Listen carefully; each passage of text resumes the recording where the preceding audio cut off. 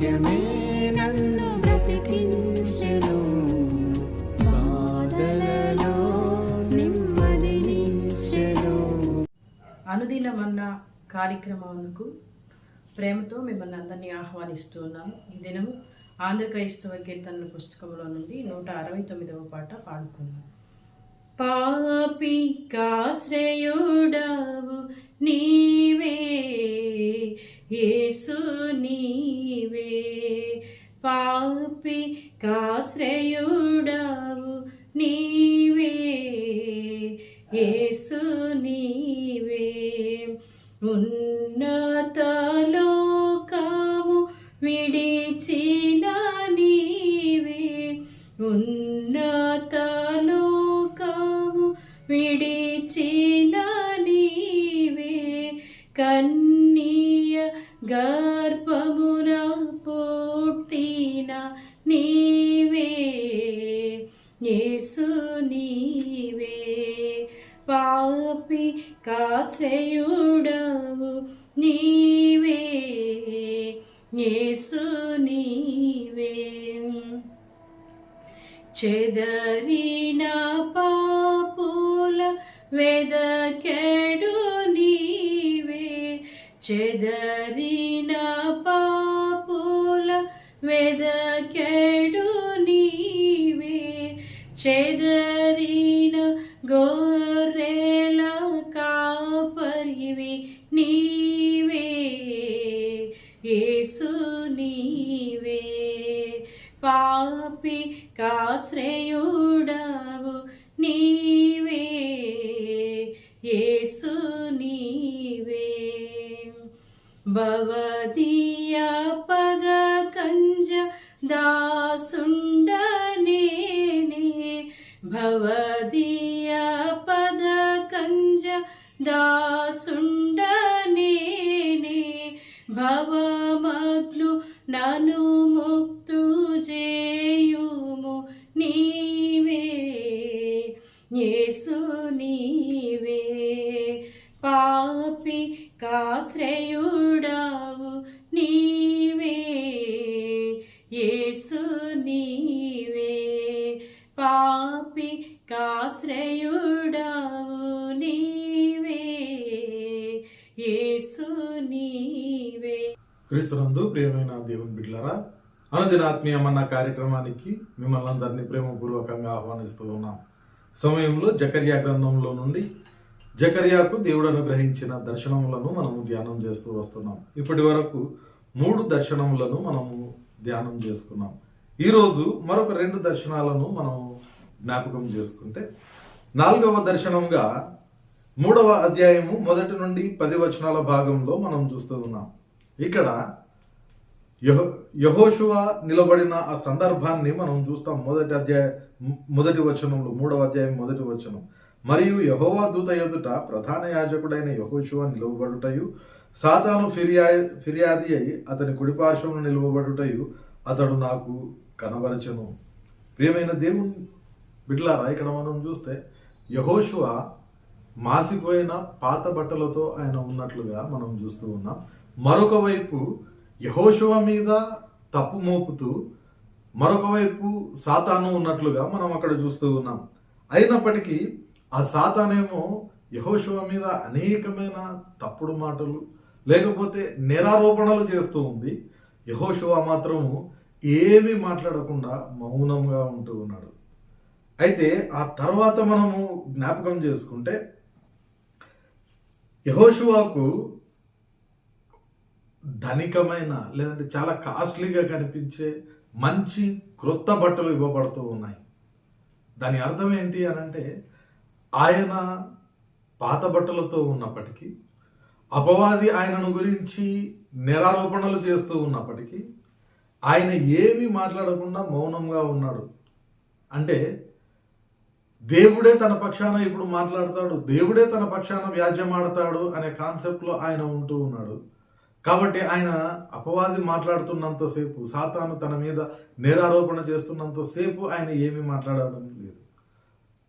దానిని బట్టి దేవుడే యెహోషువ పక్షాన ఉంటూ మాట్లాడిన ఆ సందర్భాన్ని మనం చూస్తాం. అప్పుడు సాతానును దేవుడు గద్దించి ఈ యెహోషువకు క్రొత్త బట్టలు ఇచ్చిన ఆ సందర్భాన్ని మనం అక్కడ చూస్తూ ఉన్నాం. అంటే మన మీద అపవాది లేకపోతే ఇతరులు అబద్ధముగా చెడ్డ మాటలెల్లా పలికినప్పుడు మనం మౌనంగా ఉండి ఆయా పరిస్థితులను దేవునికి అప్పగించడానికి ప్రయత్నం చేసినప్పుడు దేవుడు కార్యం చేసేవాడుగా ఉంటాడు అనే సత్యాన్ని మనం చూస్తూ ఉన్నాం. అంత మాత్రమే కాకుండా ఈ దర్శనం ద్వారా దేవుడు ఖచ్చితంగా తన దేశాన్ని యాజక దేశముగా నిలవబెట్టుకుంటాడు అనేది కూడా మనకు అక్కడ అర్థమవుతా ఉంది.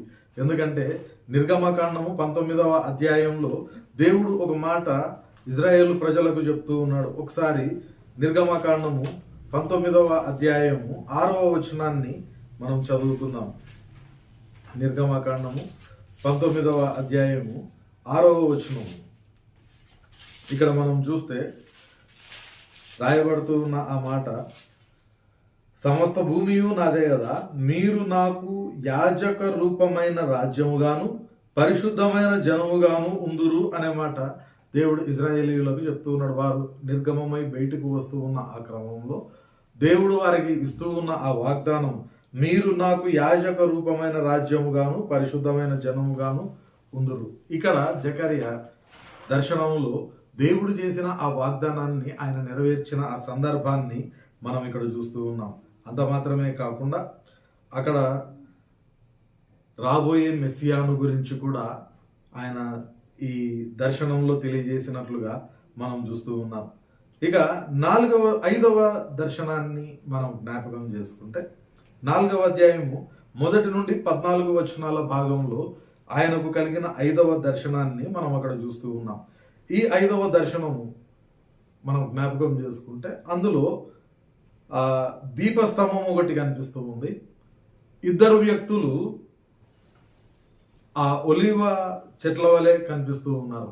ఆ మాటలు, ఆ దర్శనాన్ని మనం ఆలోచన చేసినప్పుడు దూత జకర్యాకిస్తూ ఉన్న ఆ దర్శనంలో ఆ దీపస్తంభము అనేది దేనిని చూపిస్తూ ఉంది అని అంటే మందిరాన్ని చూపిస్తూ ఉంది. అంత మాత్రమే కాకుండా మందిరంలో ఆరాధించే సమూహానికి సాదృశ్యంగా ఆ దీపస్తంభం ఉంటా ఉంది. అయితే ఆ దీపస్తంభంలో నూనె పోస్తూ ఉన్నది 2 వ్యక్తులు. ఎవరెవరు అని అంటే అక్కడ మనం చూస్తూ ఉన్నాం కదా, జెరుబ్బాబేలు అలాగే యెహోషువ అనే 2 మనం అక్కడ చూస్తూ ఉన్నాం. కాబట్టి ఆ 2 ఒలీవ చెట్లు దేనికి సాదృశ్యము అని అంటే ఖచ్చితంగా ఆ 2 ఒలీవ చెట్లకు జెరుబ్బాబేలు మరియు యెహోషువ వారిరువురు సాదృశ్యంగా ఉన్నారు. వారిరువురి ద్వారా ఆ దీపస్తంభము వెలుగుతూ ఉంది. అంటే వారిరువురు కూడా ఆ మందిరములో ఆరాధించడానికి వచ్చిన సమూహంతో ఆరాధన చేపిస్తూ ఉన్నారు అనే సత్యము ఆ దర్శనంలో మనం చూడవచ్చు. దానిని తప్పకుండా మీరందరూ కూడా మీ గృహాల్లో ఆ భాగాన్ని చదివితే మీకు ఇంకా స్పష్టంగా దేవుడు మీతో మాట్లాడి మరి ఎక్కువగా దాని గురించిన అవగాహన దేవుడు కల్పిస్తాడు.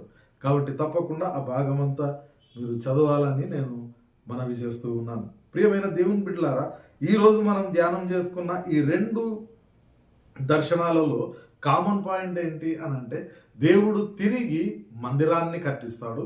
అంత మాత్రమే కాకుండా దాంట్లో ఆరాధనను పునరుద్ధరిస్తాడు. దానికి దేవుడు ఉపయోగించుకుంటూ ఉన్న 2 వ్యక్తులు ఎవరు అని అంటే యెహోషువ అలాగే జెరుబ్బాబేలు.